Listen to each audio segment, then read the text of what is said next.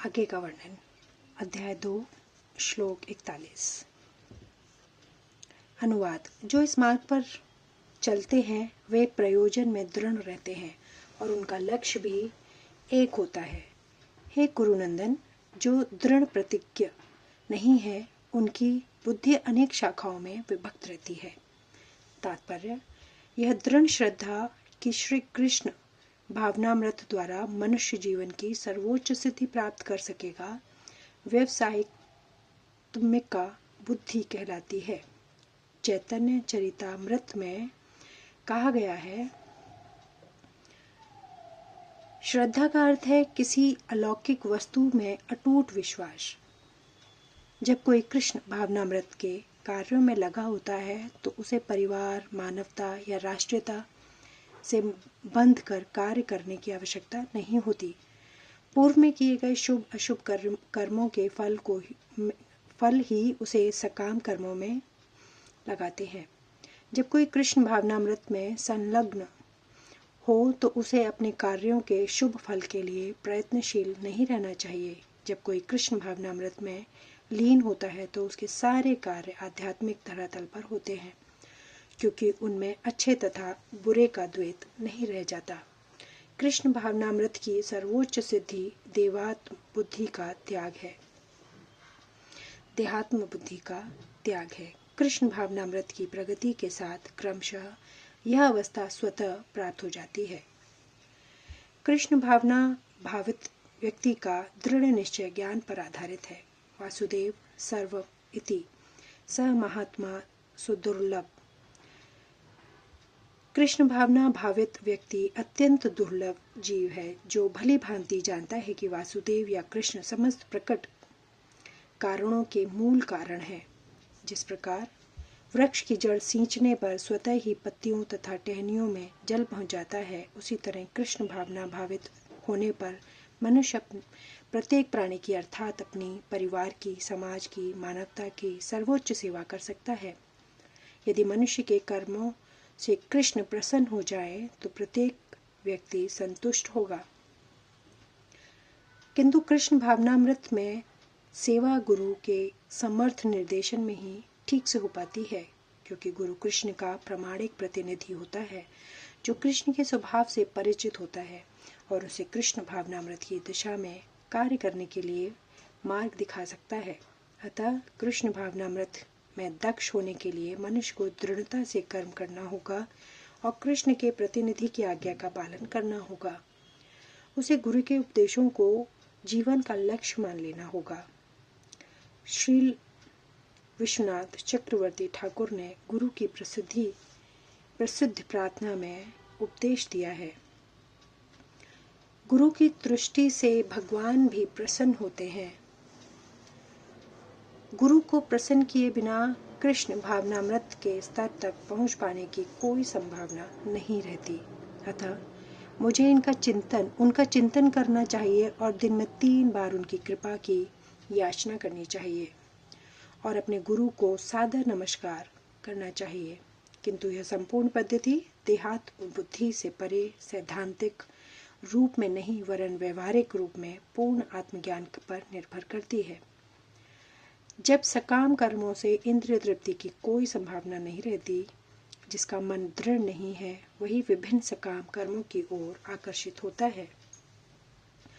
श्लोक 42 और 43। अनुवाद। अल्पज्ञानी मनुष्य वेदों के उन अलंकारिक शब्दों के प्रति आध्यात्मिक आसक्त रहते हैं जो स्वर्ग की प्राप्ति, अच्छे जन्म, शक्ति इत्यादि के लिए विविध सकाम कर्म करने की संतुष्टि करते हैं। इंद्रिय तृप्ति तथा ऐश्वर्यमय जीवन की अभिलाषा के कारण वे कहते हैं कि इससे बढ़कर और कुछ नहीं है। तात्पर्य। साधारणतः सब लोग अत्यंत बुद्धिमान नहीं होते और वे अज्ञान के कारण वेदों के कर्मकांड भाग में बताए गए सकाम कर्मों के प्रति अत्यधिक आसक्त रहते हैं। वे स्वर्ग में जीवन का आनंद उठाने के लिए इंद्रिय तृप्ति कराने वाले प्रस्तावों से अधिक और कुछ नहीं चाहते, जहाँ मदिरा तथा तरुणियाँ उपलब्ध है और भौतिक ऐश्वर्य सर्व सामान्य है। वेदों में स्वर्गलोक पहुंचने के लिए अनेक यज्ञों की संतुत है, संस्तुति है, जिसमें ज्योतिष्टोम यज्ञ प्रमुख है। वास्तव में वेदों में कहा गया है कि जो स्वर्ग जाना चाहता है उसे यह यज्ञ संपन्न करने चाहिए, और अल्पज्ञानी पुरुष सोचते हैं कि वैदिक ज्ञान का सारा अभिप्राय इतना ही है। ऐसे लोगों के लिए कृष्ण भावनामृत में के दृढ़ कर्म में स्थित हो पाना अत्यंत कठिन है। जिस प्रकार मूर्ख लोग विषैले वृक्षों के फूलों के प्रति बिना यह जाने कि इस आकर्षण का फल क्या होगा आसक्त रहते हैं, उसी प्रकार अज्ञानी व्यक्ति स्वर्गिक ऐश्वर्य तथा तज्जनित इंद्रिय भोग के प्रति आकृष्ट रहते हैं। वेदों के कर्मकांड भाग में कहा गया है कि अपाम सोमव्रता अभूम तथा अक्षम है, वे चातुर्मास्य याजिन सकृत भवती। दूसरे शब्दों में जो लोग चातुर्मास तप करते हैं वे अमर तथा सदा सुखी रहने के लिए सोम रस पीने के लिए अधिकारी हो जाते हैं। यहाँ तक कि इस पृथ्वी में भी कुछ लोग सोम रस के लिए अत्यंत इच्छुक रहते हैं, जिससे वे बलवान बने और इंद्रिय तृप्ति का सुख पाने में समर्थ हों। ऐसे लोगों को भव बंधन से मुक्ति में कोई श्रद्धा नहीं होती और वे वैदिक यज्ञों की तड़क भड़क में विशेष आसक्त रहते हैं। वे सामान्यतः विषयी होते हैं और जीवन में स्वर्गिक आनंद के अतिरिक्त और कुछ नहीं चाहते।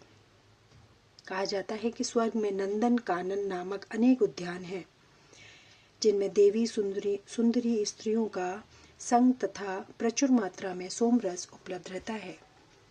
ऐसा शारीरिक सुख निसंदेह विषयी है। अतः ये लोग हैं, वे हैं जो भौतिक जगत के स्वामी बनकर ऐसे भौतिक अस्थायी सुख के प्रति आसक्त हैं। श्लोक 44 अनुवाद। जो लोग इंद्रिय भोग तथा भौतिक ऐश्वर्य के प्रति अत्यधिक आसक्त होने से ऐसी वस्तुओं में मोहग्रस्त हो जाते हैं, उनके मनों में भगवान के प्रति भक्ति का दृढ़ निश्चय नहीं होता। तात्पर्य। समाधि का अर्थ है स्थिर मन। वैदिक शब्दकोश निरुक्ति के अनुसार सम्यग् आधीयते सिमन्ना तत्व या थाम्यम। जब मन आत्मा को समझने में स्थिर रहता है तो उसे समाधि कहते हैं। जो लोग इंद्रिय भोग में रुचि रखते हैं अथवा जो ऐसी क्षणिक वस्तुओं से मोहग्रस्त हैं, उनके लिए समाधि कभी भी संभव नहीं है। माया के चक्कर में पड़कर वे न्यूनाधिक पतन को प्राप्त होते हैं। श्लोक 45 अनुवाद। वेदों में मुख्यतः प्रकृति के तीनों गुणों का वर्णन हुआ है। अर्जुन, हे अर्जुन, इन तीनों गुणों से ऊपर उठो, समस्त द्वैतों और लाभ तथा सुरक्षा की सारी चिंताओं से मुक्त होकर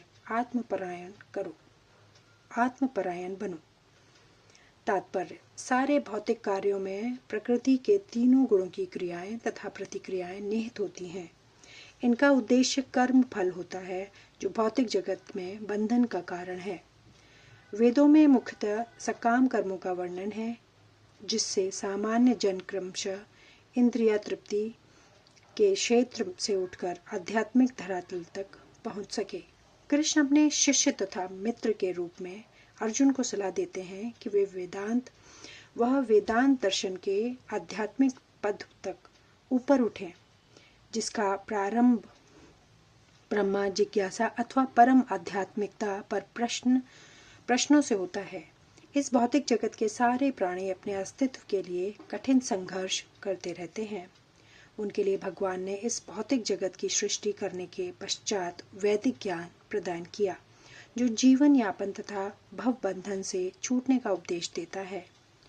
जब इंद्रिय तृप्ति के कार्य तथा कर्म कांड समाप्त हो जाते हैं तो उपनिषदों के रूप में भगवान साक्षात्कार का अवसर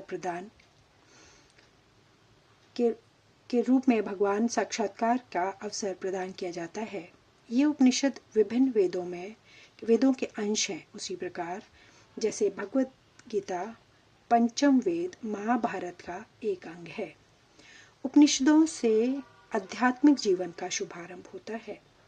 जब हम भौतिक शरीर का अस्तित्व तब तक भौतिक गुणों की प्रतिक्रियाएं होती रहती हैं।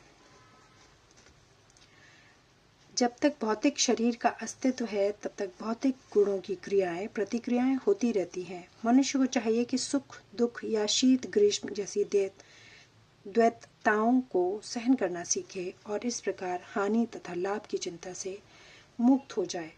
जब मनुष्य कृष्ण की इच्छा पर पूर्णतः आश्रित रहता है तो वह यह दिव्य अवस्था प्राप्त होती है। श्लोक 46 के आगे का वर्णन आगे के वीडियो में। धन्यवाद। जय श्री कृष्ण।